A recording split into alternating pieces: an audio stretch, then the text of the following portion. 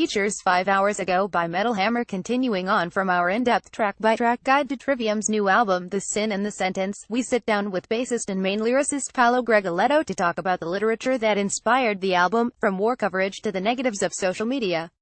In the new issue of Metal Hammer and on Team Rock, we talked to Paolo and frontman Matt Heafy about rediscovering their aggression and, more importantly, voice after Matt's vocal surgery. But here are the 3 books that influenced The Sin and the Sentence.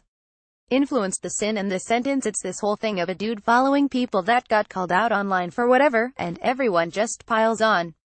Over a year he went back and interviewed them about how incredibly their lives had changed. They lost jobs, couldn't get jobs, were pariahs, and sometimes it was just because of a really bad tweet. And I kept thinking, does this punishment really fit the crime of what they've done? At the same time, I was reading a lot about witchcraft and the witch hunts, and thinking how it was a very similar situation.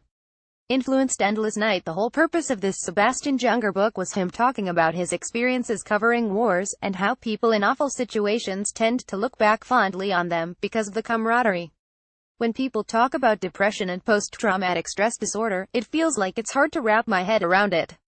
This guy describes it as being unable to detach the really good parts of those experiences from the really bad parts. He talks about how Native American tribes are so egalitarian and work together. When people come home, it's very isolating, and the way to escape it is to come together as a community. Influenced Beauty and the Sorrow. I read this book 2 or 3 years ago. It was about World War I, through the personal lives of people involved, and a lot of the stories were built through their letters. After I listened to a podcast called Hardcore History by Dan Carlin, it reminded me of this book. It got me thinking about the way people experience the war, how in the beginning people are very triumphant and patriotic, going into this grand thing, this great adventure, and by the end it's very sad. I changed the song title to Beauty in the Sorrow, because I wanted it to represent trying to find meaning in a senseless thing. You can read the full story on Trivium's new album in the latest issue of Metal Hammer, on sale now.